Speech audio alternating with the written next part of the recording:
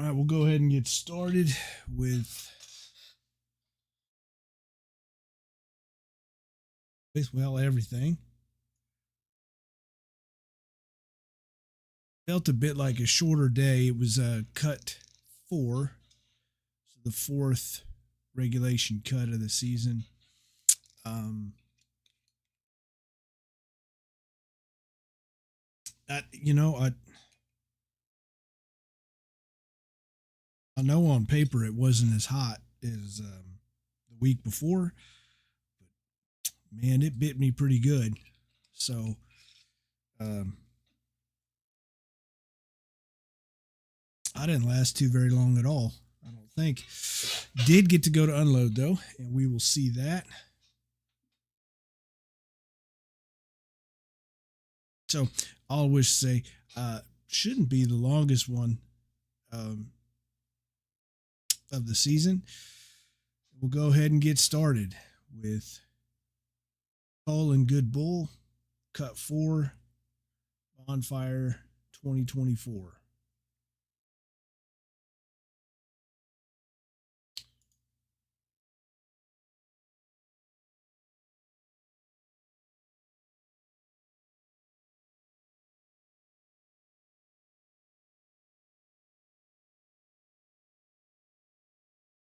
Here we are. So I showed up to the woods. I felt like a little bit late. What time was this?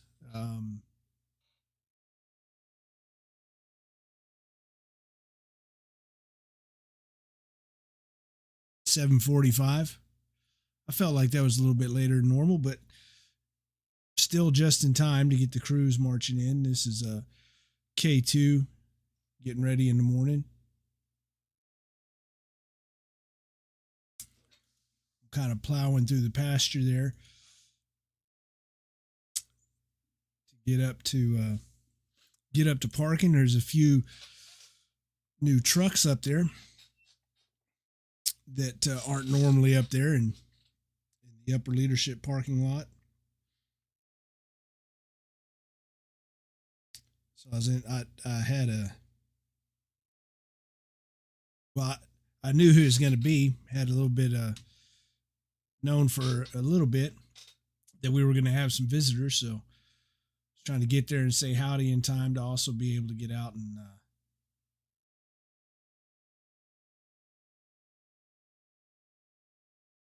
get some of the work started. And here's Hart carrying that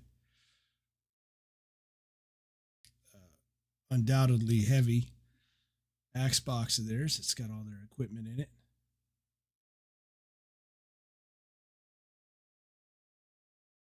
The core heading out.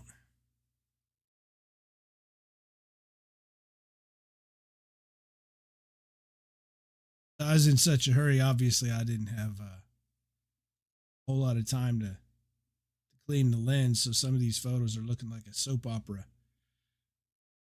I'm getting in thinking that maybe I might be a little bit behind everybody, and then there's stuff going on. So I just had to whip out the camera and start shooting from the truck window. There's Walton doing work. So it was also, among other things, it was also old man load. And that's a tradition that Walton has where old Walton guys come back. So there were a number of old Walton guys visiting.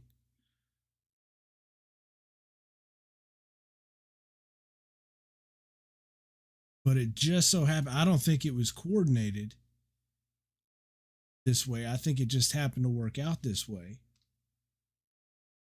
That, and this here is when I'm parked up there where I was headed, which is right at the entrance gate. But I had just at this moment just met some of the visitors out there, old Walton guys from the era that Walton became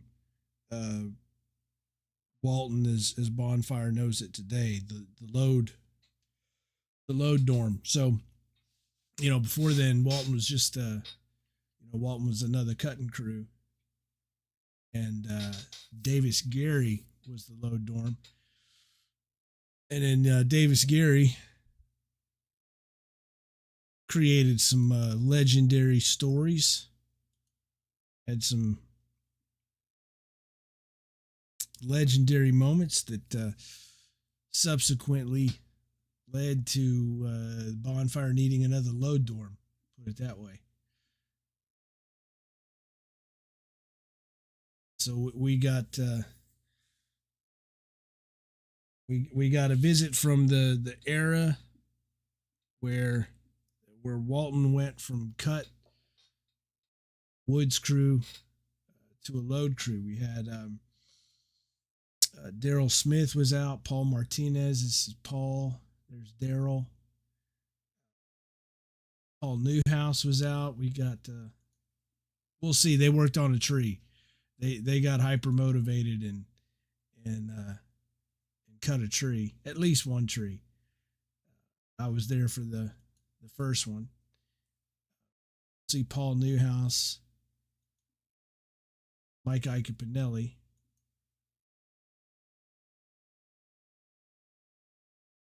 Mark Icapinelli. Mark, Paul, Daryl, and Jimmy Henderson.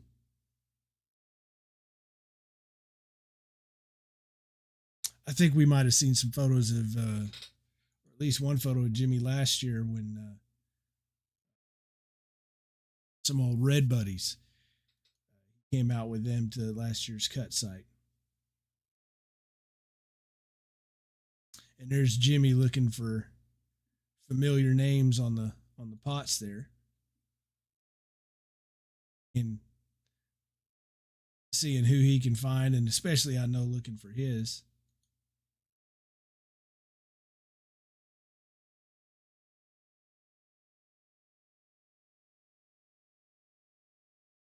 So something I meant to ask them this, and then I forgot to ask them this when they were engrossed in their pots. I didn't want to interrupt or nothing, but the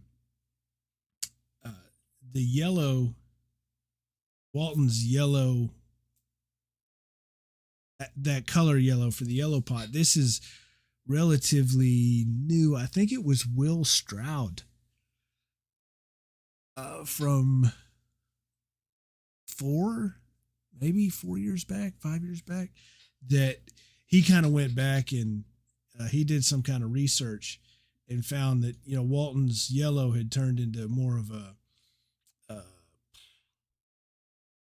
goldenrod or something, little warmer yellow, and he switched it over to this. It's almost like the John Deere yellow. So I'd meant to ask them if that looked like if they could remember if that was a closer yellow. But man, they were having a hoot seeing their lines, and I think Jimmy just found his line. He was pretty amped for that.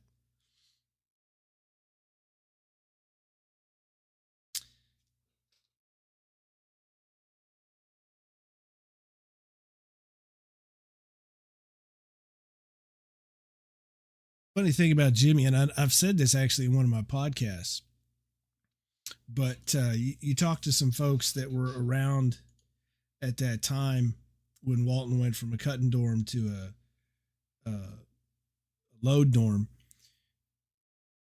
There are folks from that time who will say that it was, you know, the greatest speech in their life that they ever heard, that motivated them to become a load crew and a reliable load crew and a damn good load crew. And the folks that I talk to that reference this speech, they talk about, man, you should have heard this speech was the greatest speech ever. And that speech right there is what motivated and inspired me to load. And that was Jimmy's speech to him. And, but you talk to Jimmy about it and he's like, hey, it's all the credits on them. They did it. And Johan Ost and Kyle Kepler and all those guys, they did it, and I didn't do nothing. And you talked to the Kyle, and Kyle's absolutely not. It was the speech, and I've asked Jimmy about it a couple times, and he finally admitted, yeah, I said some things to him, but I was just trying to keep from getting in trouble. I just needed some people to load the damn truck. So if that came across as motivating, then fine.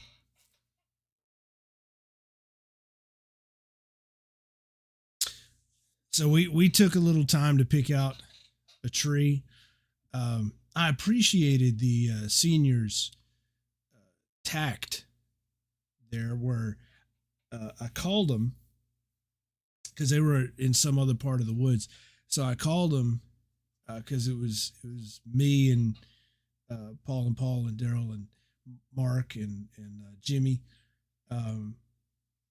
And we found this one tree, and so I called one of the seniors and I said, hey, we got a couple trees that we're looking at here, and they want to start swinging. Do you trust my judgment, or do you want to have a look? And the senior said, well, I'm right around the corner. I'll be right there. And I really appreciated that very tactful way of saying, I don't trust your judgment.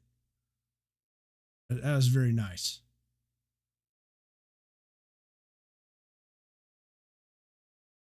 There's Paul.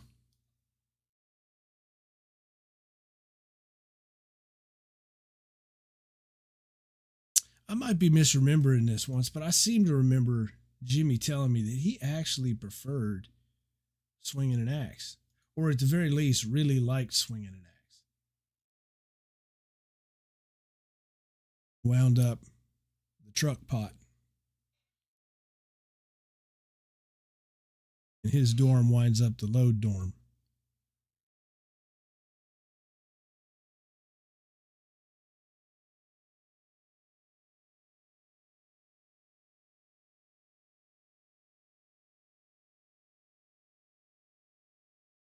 Here's Daryl.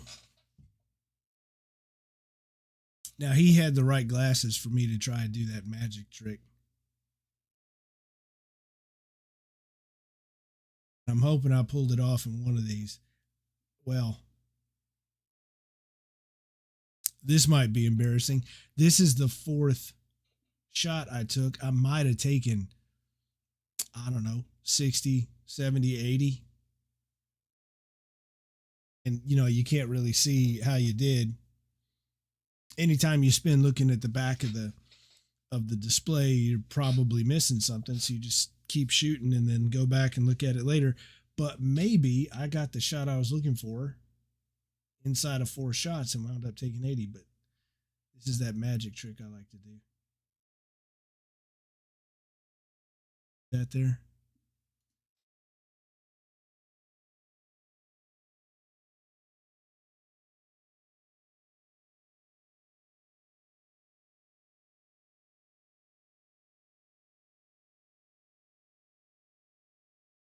See that? I think I did it. And that zoomed in really far. I think I did it. Son of a gun. Yeah, there's a lot. I'm not even going to make you have to sit here through all of these. I think that's the one that does it.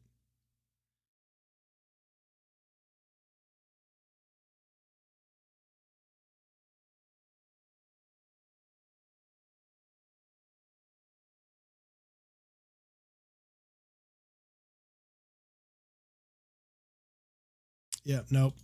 The other one was better. All right, well, I think I spent all that time.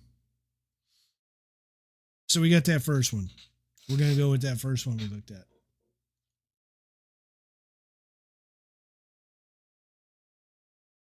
So not only did they come out and visit, swing an axe and kill a tree and have just a generally good time, they stayed out for a good bit. They stayed out till after lunch. And the reason why they did that is they brought food to feed everybody at Cut. And I'm not sure if this is accurate, but I got the impression that everybody at Cut was given advance notice that you're going to be fed out there.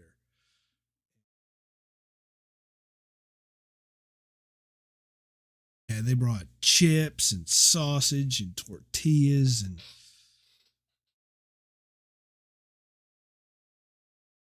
it was nice. It's exactly what you're looking for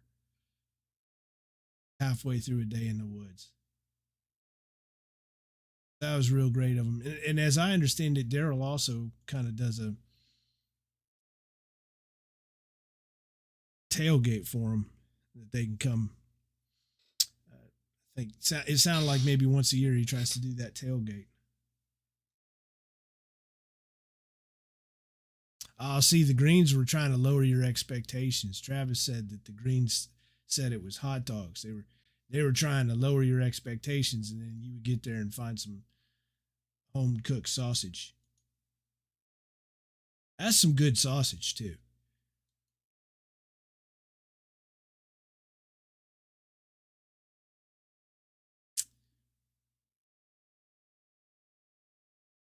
Those are closer, but see, this was my lack of confidence in that first spread I was trying to do, that I had to try it again. Little did I know I got it on the fourth shot. That's not even unintentional selfie.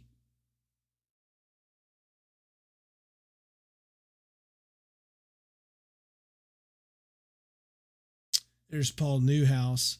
If I'm remembering correctly, I was told that in his day they called him Robo Chop. If I'm remembering that correctly, I had to fact check that before we got started. I haven't gotten confirmation on if my memory is correct, but I believe that Robo Chop is what they called him. If you'll recall, here's part of the reason they might call him that. Here he is swinging righty to start with.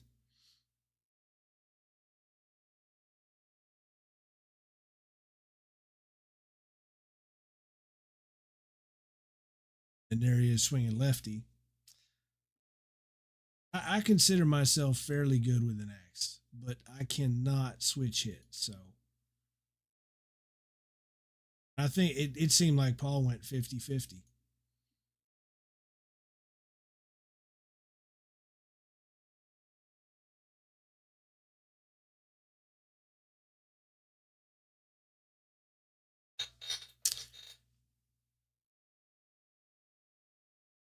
They were awful proud of their table, their wedge there.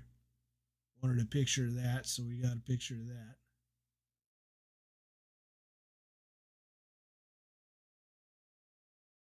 Good light, too. I appreciated the light. And in the meanwhile, over in the back, there was Schumacher doing work.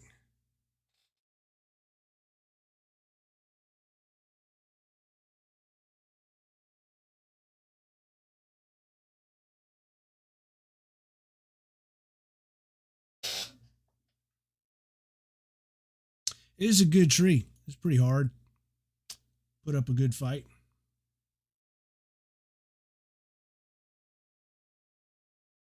And I believe it was Daryl the one who killed. Ah, dag nabbit. Yep. Unprepared. It's kind of jumped out at me. I was taking pictures of Schumacher here in the background, and obviously those weren't any good. And because I was busy focused on that, I missed. Oh well, hell with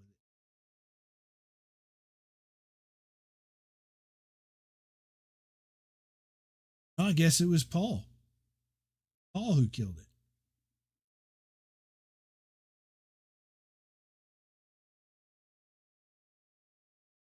Now that'll do. That's a fairly decent recovery.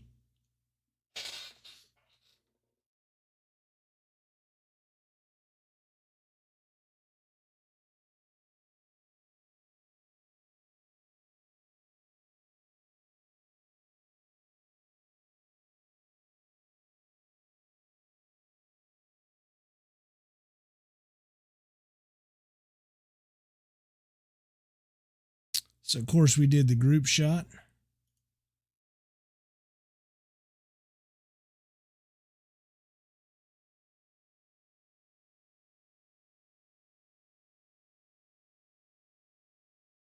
It's good to see this. And, we spent a fair bit of time talking while I was working on this. And, something we kept returning to, and I might have mentioned it yesterday in the Modi, but we kept returning to, I mean, Bonfire enjoys visiting with Old Army Bonfire when they come to visit. And as much as it pains me to say, even my era of Bonfire is allegedly Old Army Bonfire now at this point. That hurts to say. But as much as Bonfire enjoys that, Old Army, and it's something. It's a cool experience for them to come out and see that students are doing the things, and they're having the experiences, they're learning the lessons. There's things that are different. There's things that are wildly different, but there's also things that are the same. In fact, in the ways that it matters, it's the same. Some of the cast of characters is different. The clothes might be different. Some of the nuances might be different, but at the end of the day, it's Aggies out there doing hard work in the hardest way that they can possibly do it. And building Bonfire, and then in the process, building each other. And God, it feels good. I mean, hell, I was talking to another old Ag yesterday. We hadn't chatted in a long time, and it was great to catch up with him. And like he was saying, life sometimes it gets hard. As a husband and a father is the context we were talking in, but the same goes for mothers and wives. And you get out in life, and it's just sometimes it's rough, and the workplace is rough, and there's sometimes you're asking yourself the question, how do I keep, this is hard. What am I doing? And like he said, man, I need to come out to Bonfire again. I need to remember what hard is actually like. I need to remember being through something that was way harder than this. And I need to see young people who are going through stuff that's way harder than anything that the office is ever going to throw at me. And I need to see them succeed at it and do that with a great attitude and motivation. I need to be reminded that that's possible because I did it. I was a student, and I can do it again.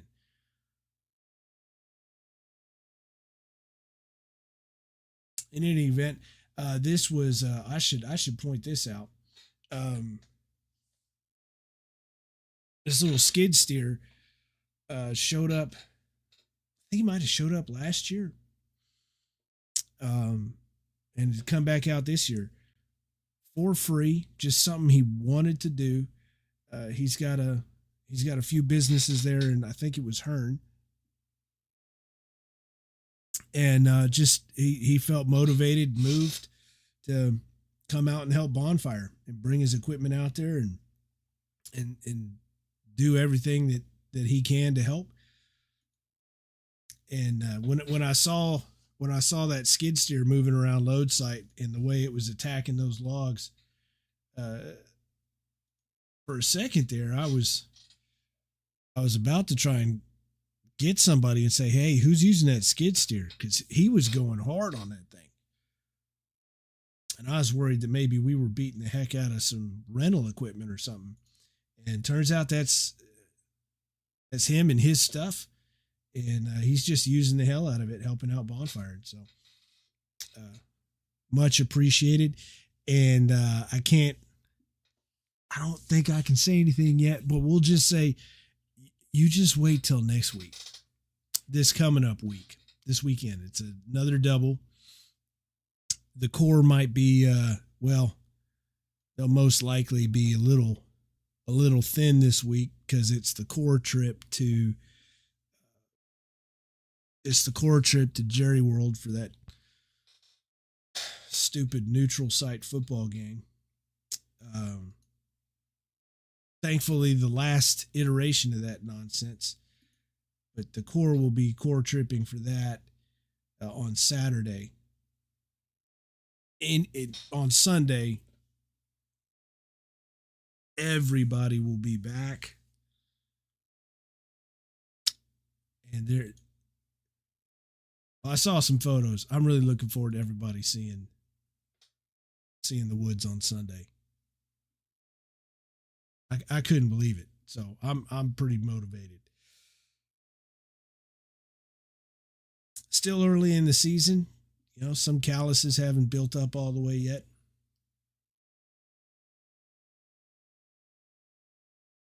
I try to tell folks this trick I learned. I was watching some baseball thing. Maybe I read it. I don't know. One of the brown pots here topping a tree.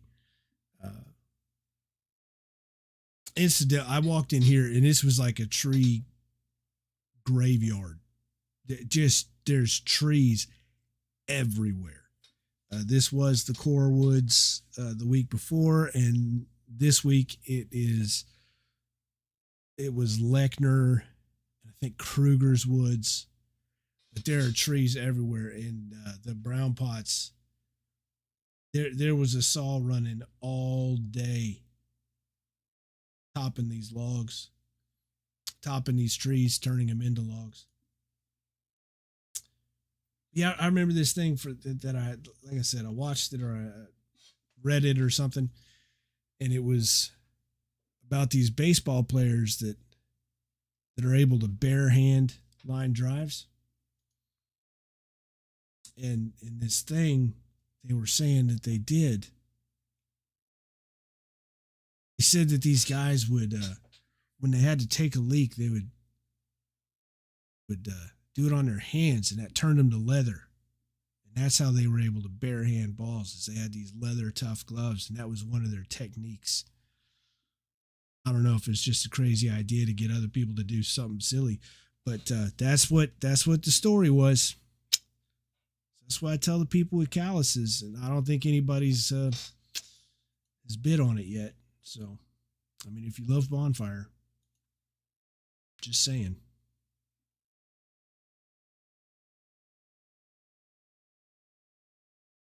If my memory's serving me, I feel like I wind up getting a lot of photos of the Appelt yellow pot dragging brush. I feel like there's been at least one a week of him dragging brush, which is commendable because killing trees is fun, and dragging brush is not so glamorous. So it's commendable for somebody in a leadership position to subject themselves to dragging brush so that other people can kill trees.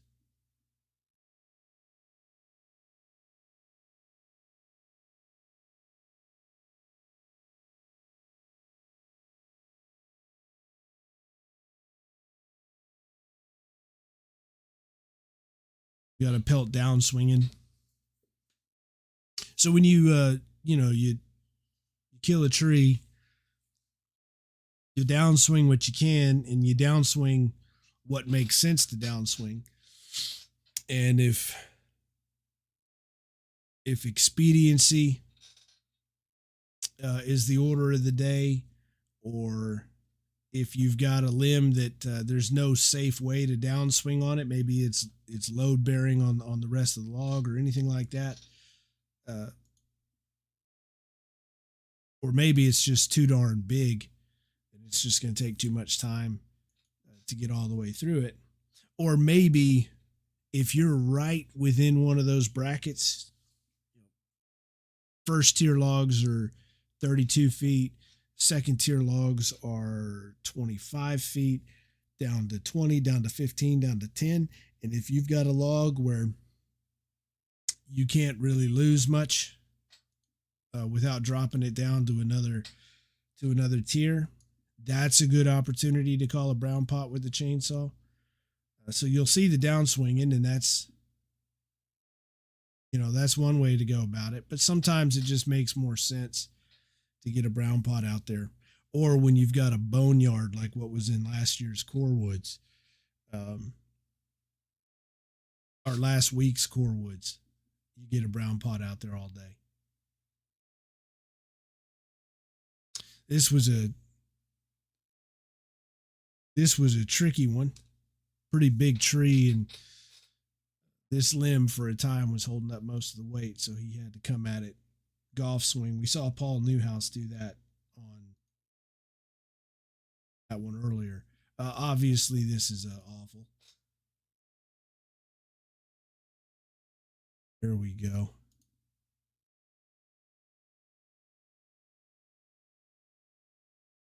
I won.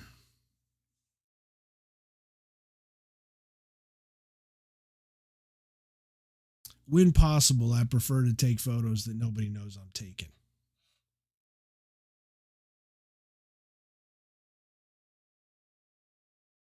So there's probably about 20 feet of tall grass between me and here. That's where you get all that action.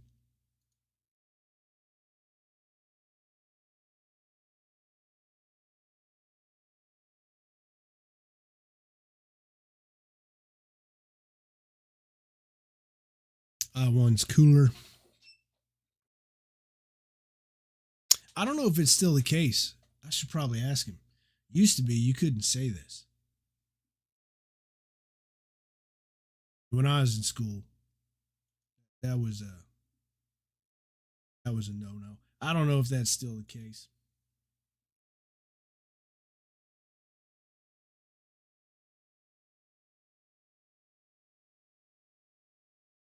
And I've heard a number of myths about how that came to be.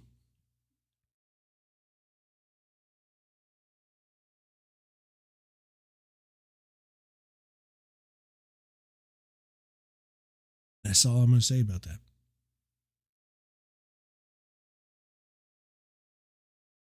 K2.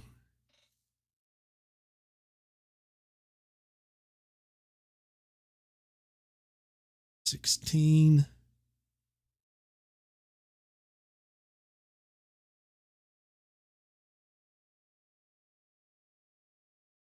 I believe this was Paul Walsh, I think.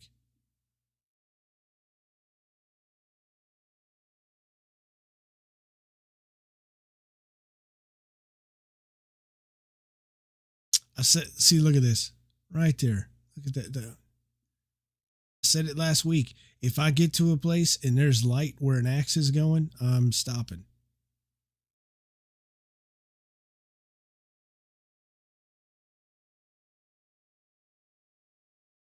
So one of those. I'll go back and make sure I got the right one. Another high port. Remember, high ports are ones that two people can carry. To answer Clay's question there, yeah, there's plenty enough, I think, for a good first tier.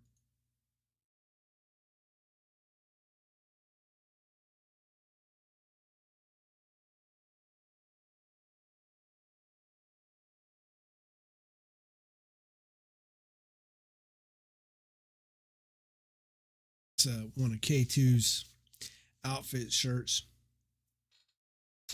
K2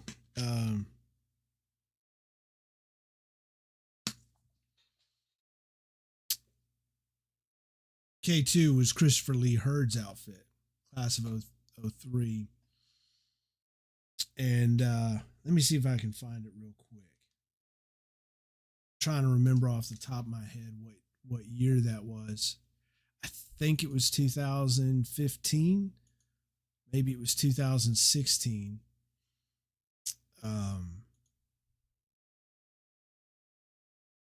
K2 earned a perimeter pole.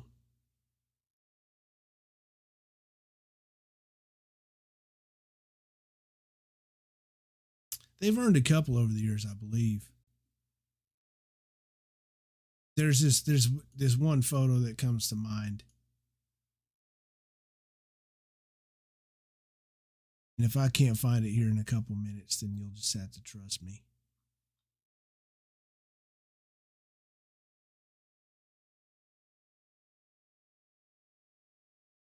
Show you what I'm doing. So, dion-c.me, anytime photos published there and they stay there.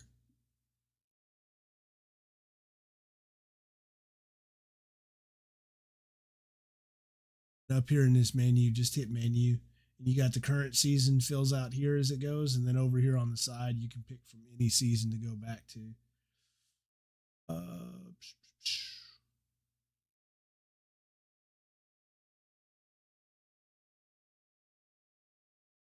Well, you know what? I think I'm probably going to find it as soon as we're done here.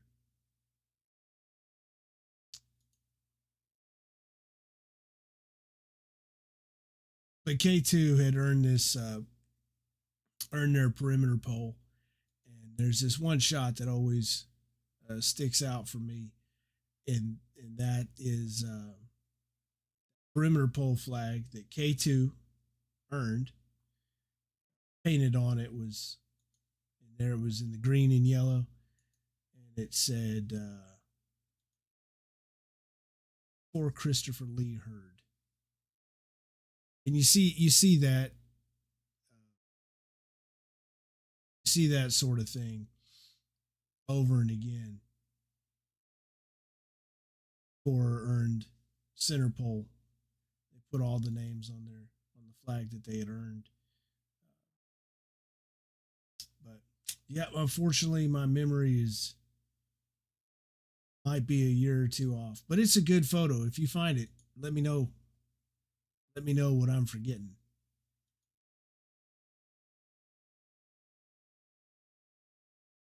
I sure did like that photo.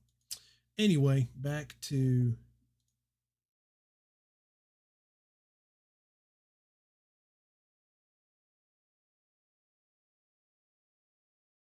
oh well. It's in there somewhere. I really enjoy it. Yeah, the whole point of that is, you know, there's not a single individual out there at this point as a student who was alive in 99. Whether it be crews that have been building Bonfire for a long time, crews that never stopped building Bonfire, crews that are coming back, whatever it is, they all come out there without anybody telling them to do it. It's just this institutional memory that I guess it's just the sort of thing that if you're the kind of person that is going to be motivated to build Bonfire, you are necessarily also the kind of person going to remember why you do it and why you do it well, what you should keep in your heart the whole time you're doing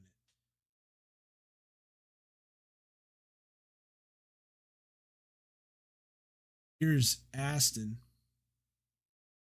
Aston is a crew that's coming back. Hey, Travis, do you remember the name of one of those first regimental butt pots?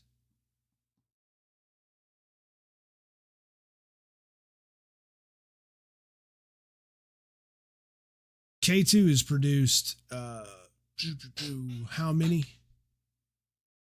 Three red pots.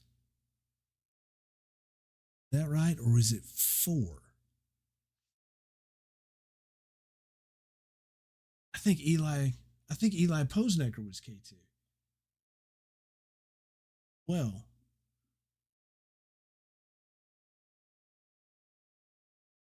Eli went on to be a hard charging Marine.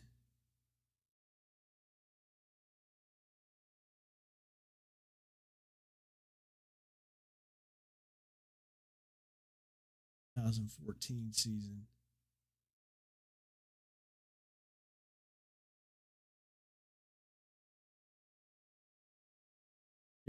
Here's one. Duke Sawyer, the most brown pot name of all time. You can't. When I introduced him to somebody who was writing a Bonfire story, uh, said, "You got to meet Duke." And he meets Duke, and the first question he asks Duke is, "All right, he's already figured out that everybody at Bonfire's got a nickname." And so Duke's name being Duke Sawyer, he says, "What's your real name?" And no, that's my real name. I mean, Sawyer, somebody who saws logs. Duke Sawyer is a brown pot. Anyway, he was a K2 guy, gray brown pot as well, and a few reds. So part of why I'm personally so happy to see K2 out.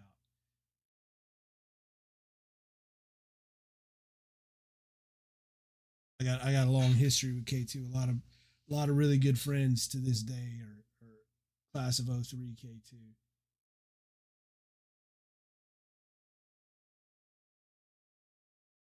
So it's good to see them motivated and out there. Anyway, from the core to or non-reg junior red pots. Robert, you can tell their names because of the way they are. It's there on their pot. But yeah, back to Aston real quick. Aston is a crew that's coming back, and they've been very deliberate, purposeful, and intentional and respectful about working with old Aston to make sure that they're doing it right. They're recruiting well. They've got a big crew. That crew knows their purpose. And they do the job. Always happy to see anybody doing the job, but it's something pretty cool when you've got a crew that is coming back.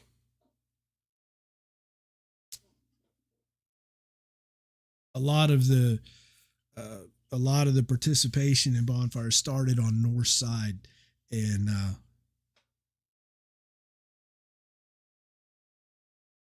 you can have a lot of theories about how or why it's that way, but um, it has spread to South Side, and I mean there was always South Side motivation, but when you're looking at the bulk of your non-reg crews, that was North Side.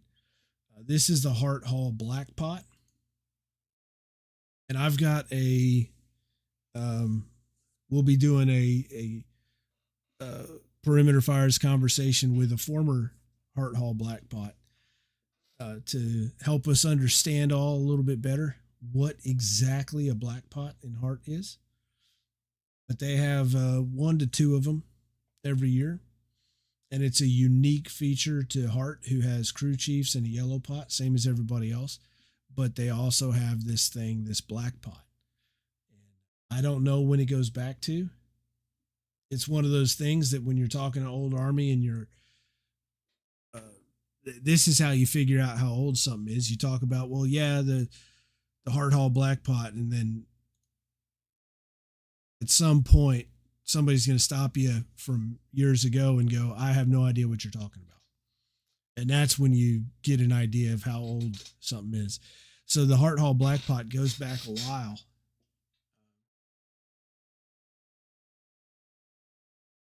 And I'm still trying to figure that out. But maybe we'll figure that out in our conversation. But it'll be a good one. Here's a hint. The Olympics were a few weeks ago. That'll make sense later.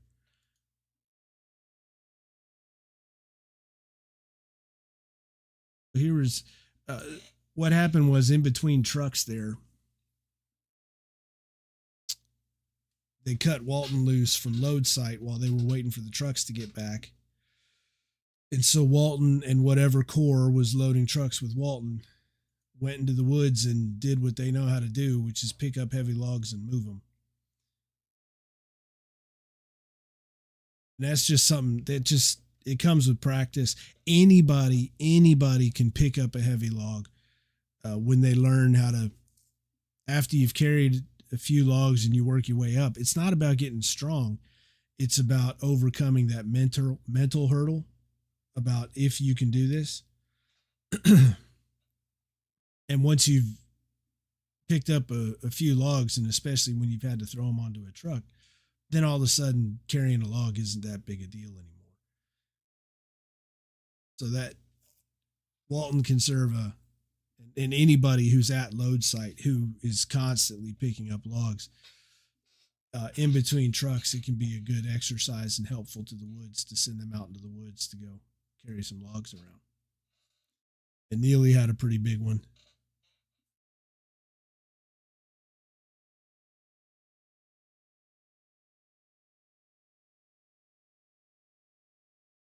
I'm hoping these photos are illustrating just how crappy it was. It did not feel good. And once again, I am well aware that I'm not actually doing anything. And I'm still miserable.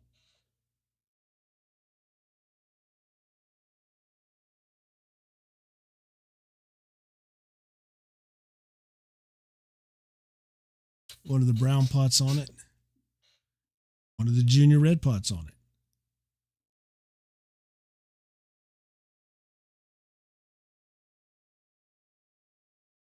And there were a lot more logs on the ground that had to be moved in cut 4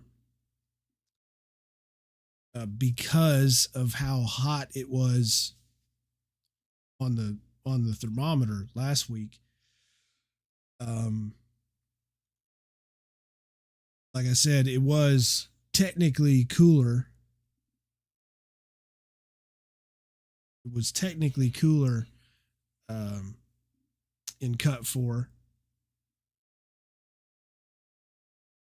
but it was so hot on the thermometer last week. They told everybody not to carry logs and instead to hike the logs.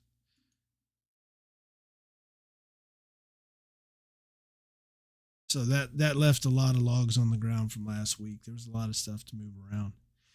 And this is the fish doing the crab people walk.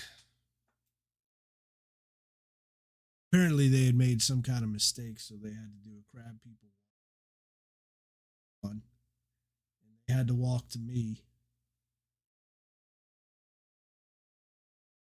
In case it wasn't obvious to every single one of those fish, I did know you were walking to me. It was an accident that I walked away.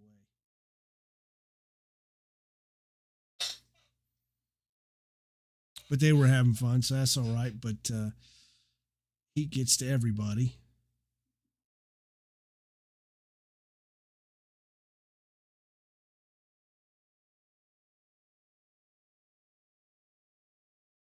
And then here's everybody heading up to load site for lunch.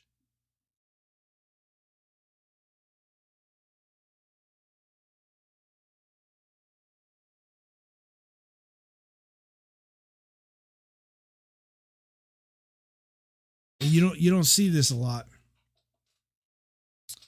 In fact, I can't remember ever seeing it at cut, at least.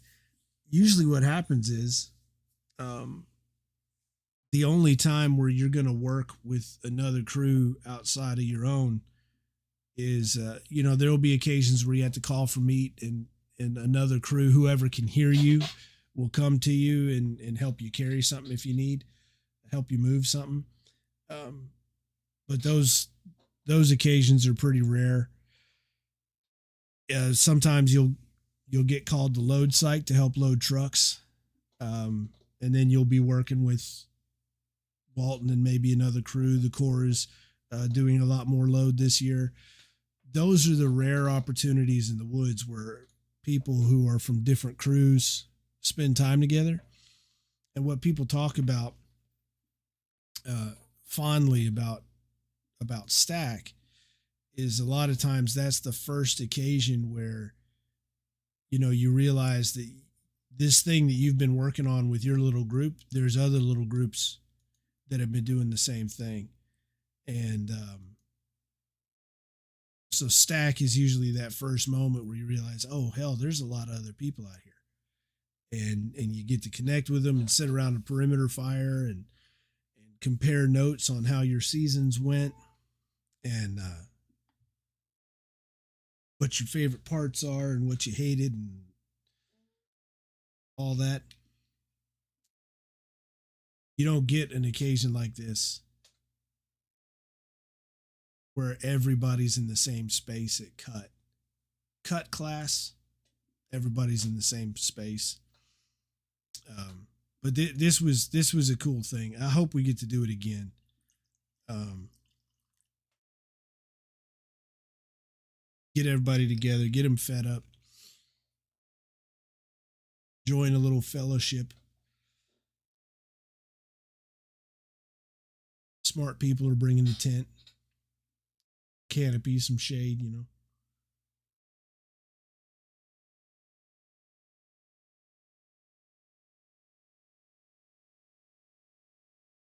That was a great time.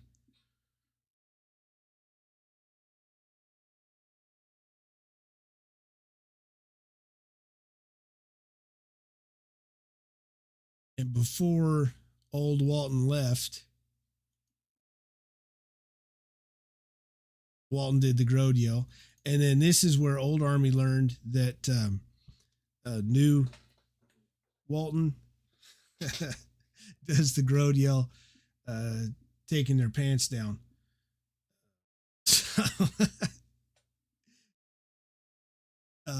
These guys got up there to do the Grode yell, and Old Army was, what the hell are you doing? And I'm not sure if those boys were wondering, wait, y'all didn't always do it like this?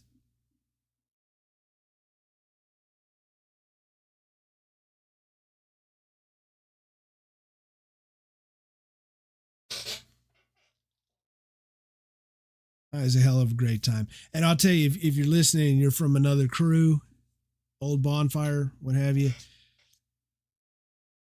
like I said, Walton does once a year. They do the old man load, and they have a thing where it's, you know, institutionalized, where Old Army comes back and does the thing. But you know, if you're listening and motivated, your crew is going to be happy to have you. Bonfire is going to be happy to have you. It's not a hard thing to set up. Just come on out, come hang out with your old crew. You don't have to bring food. That wasn't a condition of the deal. But if you're motivated, come out and hang out with them. It does everybody a lot of good. It's a damn good time. So highly recommend it. I was able to make it up to stack site, finally, to get an unload. As with everything else at Bonfire, never a dull moment. There's always something to do. So the OC was doing unload. I did. It occurred to me when all those people were walking up to load site. It did occur to me that, oh, this sucks for OC. They're at unload. That ridiculous heat and sun. They're not getting any of this delicious food. So I did bring them some of that food. So everybody got to enjoy it. But yeah, so in between trucks, and here's one of them, even though their job for the day is unload, it's a hell of a job. They still got other stuff they can do. And there they were digging trench work from here to here for electrical. So there's always going to be something. This is that new truck. This is Tanya. It's yellow.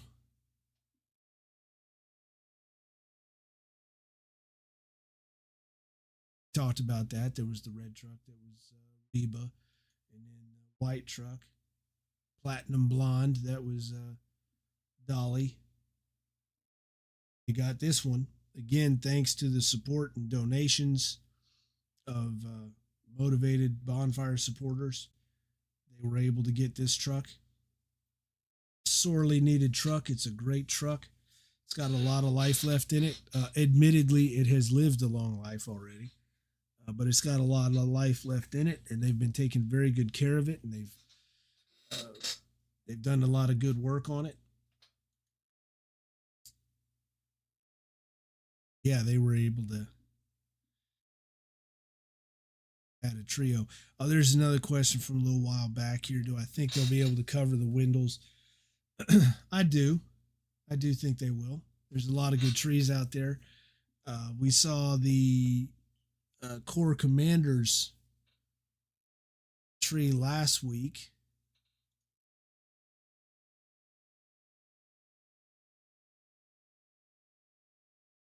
Let's go to that specific tree anyway. This one right here. That is a sizable tree, diameter wise. And here's the other thing about this tree. This is a second to third tier tree right here. This might be right at 25 feet, which would make it a second tier tree. They might use it as a third tier, so down to 20 feet. Or this tree could easily be two first tiers, or a first tier and a second tier. So all I wish to say, they got some damn big trees and some fine trees out there, and I think it quite likely that they're going to end up covering up the windows this year.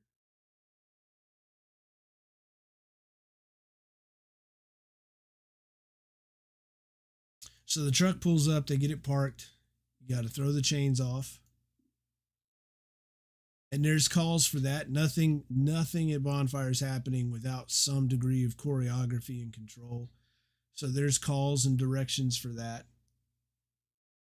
When you're about to throw the chain, you call for all clear. You don't throw the chain until you hear everybody holler back, clear. Throw the chain over. And you put the ramps underneath. Well, you take off a couple of the truck sticks. You'll see how the other ones come off. And then you put the ramps on. So you see the truck sticks still in place there. You put the ramps on underneath against the frame of the trailer.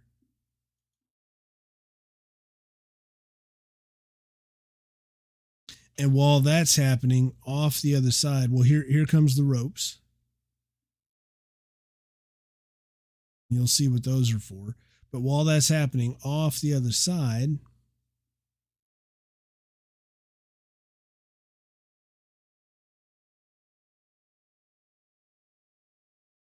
they're getting off the high ports on top of the truck.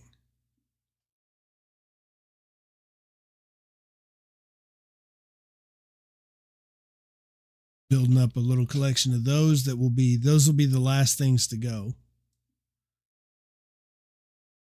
The last things to wind up on the skids.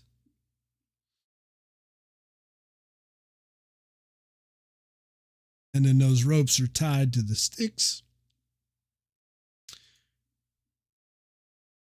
And the ramps are chained, so they're not just up against the frame of the truck, but the chains also run underneath and hold them up against the frame of the truck. And those ramps are to get the logs, when they come off, to get the logs to roll away from the truck and to keep them from rolling back. You don't want them you don't want them hitting the tires or anything. And then you want to have the room to get behind the logs and push them out and get them where other people can carry them.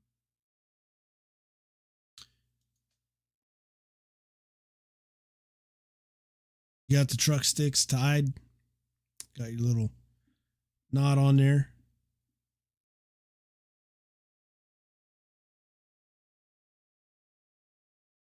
Whoever's handy grabs the rope. And at the call, take off running.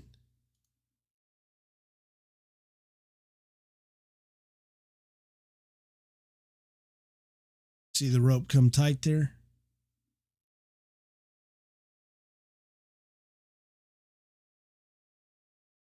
And they'll break off.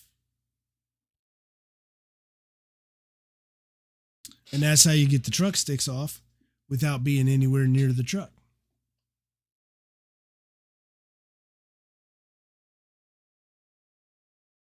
That first one, or that last one there, had to get pulled on a different way to get it to break off enough for the logs to start coming off the side of the truck.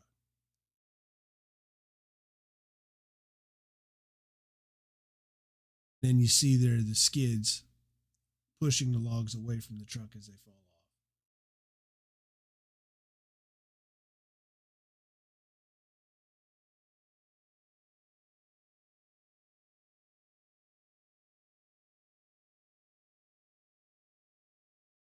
And this is about the time where I decided that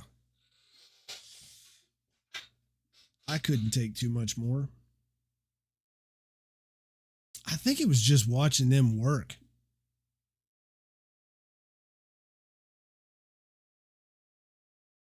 It wore me out watching them work. So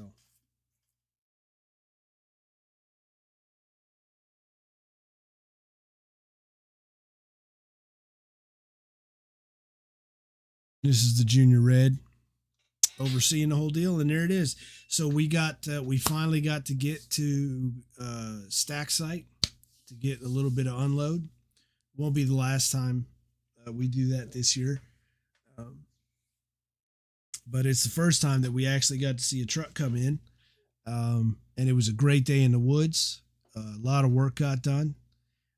I believe, knock on wood, this will be the hot. This cut 4, what we just looked at, will be the hottest weekend for the rest of the year. It's cooling off now already. It's going to be cool enough by the weekend. Some parts of the country would consider it really, really hot, but down here, it's going to be nice and cool. So it'll be a great, great weekend for another double cut. And then, yeah, I don't think we're going to hit 100 degrees for the rest of the year, which is going to be very, very nice. So look out for cut 5 next week. We'll do one of these again next week. Probably be a little bit of a bigger one because we're going to have 2 days of cut. And then, yeah, I think the week after that, if I'm not mistaken, I think the week after that is Family Cut.